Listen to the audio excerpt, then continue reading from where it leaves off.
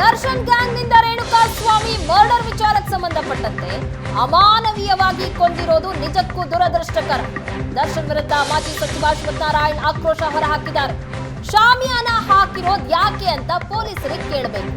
VVIP adjustment ಎಲ್ಲ ಕಾಂಗ್ರೆಸ್ಗೆ ಸೇರಿರೋದು. ಜವಾಬ್ದಾರಿಯಿಂದ ಪೊಲೀಸರು ತನಿಖೆ ಮಾಡಬೇಕು. ಯಾರು ತನಿಖೆ ಮೇಲೆ ಪ್ರಭಾವ ಬೀರಬಾರದು, ಯಾರು ಅಧಿಕಾರವನ್ನ ದುರ್ಬಳಕೆ ಮಾಡಿಕೊಳ್ಳಬಾರದು. ರೇಣುಕಾಸ್ವಾಮಿ ಕುಟುಂಬಕ್ಕೆ ನ್ಯಾಯ ಸಿಗಬೇಕು ಅಂತ ಅಶ್ವಥ್ ನಾರಾಯಣ್ ಹೇಳಿದ್ದಾರೆ. ಇನ್ವೆಸ್ಟಿಗೇಷನ್ ಆಗ್ತಿರೋದ್ರಿಂದ ನಾವು ಹೆಚ್ಚು ಹೇಳೋದು ತಪ್ಪಾಗುತ್ತೆ. ಈಗ ಪ್ರಾಮಾಣಿಕವಾಗಿ ಲಾ ಆಫ್ ದ ಲ್ಯಾಂಡ್, ಕಾನೂನಲ್ಲಿ ಏನೇ ಸಡಿಲಿಕೆ ಇರಬಾರ್ದು.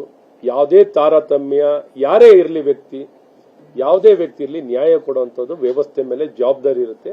ಈ ಜವಾಬ್ದಾರಿಯನ್ನ ಪರಿಣಾಮಕಾರಿಯಾಗಿ ಪ್ರಾಮಾಣಿಕವಾಗಿ ಮಾಡುವಂತ ಕೆಲಸ ಇವತ್ತು ಇಲಾಖೆ ಮತ್ತು ಸರ್ಕಾರ ಮಾಡಬೇಕು.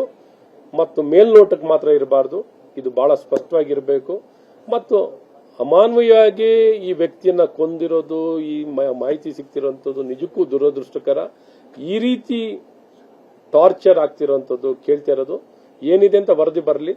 ಇನ್ಫ್ಲೂಯೆನ್ಸ್ ಮೇಲೆ ಯಾವುದೇ ಈ ಕೇಸ್ನಲ್ಲಿ ಇನ್ಫ್ಲೂಯೆನ್ಸ್ ಆಗುವಂತ ರೀತಿಯಲ್ಲಿ ಇನ್ಫ್ಲೂಯೆನ್ಸ್ ಆಗಲಿಕ್ಕೆ ಯಾವುದೇ ಕಾರಣದಲ್ಲೂ ಅವಕಾಶ ಕೊಡಬಾರದು. ಪ್ರಾಮಾಣಿಕವಾಗಿ ತನಿಖೆಯನ್ನ ಆಗಿ ರೇಣುಕಾಚಾರ್ಯನ ಕುಟುಂಬಕ್ಕೆ, ರೇಣುಕಾಸ್ವಾಮಿ ಕುಟುಂಬಕ್ಕೆ ನ್ಯಾಯ ಸಿಗುವಂಥದ್ದು, ನ್ಯಾಯ ಸಿಗಬೇಕು. ಅವನ ಆತ್ಮಕ್ಕೂ ಶಾಂತಿ ಸಿಗಬೇಕು.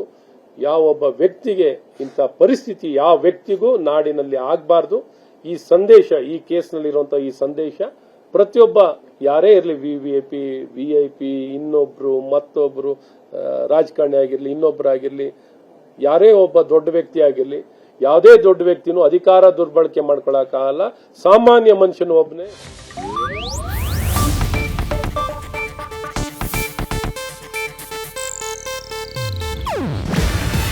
ಇದು ಏಷ್ಯಾನೆಟ್ ನ್ಯೂಸ್ ನೆಟ್ವರ್ಕ್ ಪ್ರಸ್ತುತಿ. ನೀವು ನೋಡ್ತಿದ್ದೀರಾ ಏಷ್ಯಾನೆಟ್ ಸುವರ್ಣ ನ್ಯೂಸ್.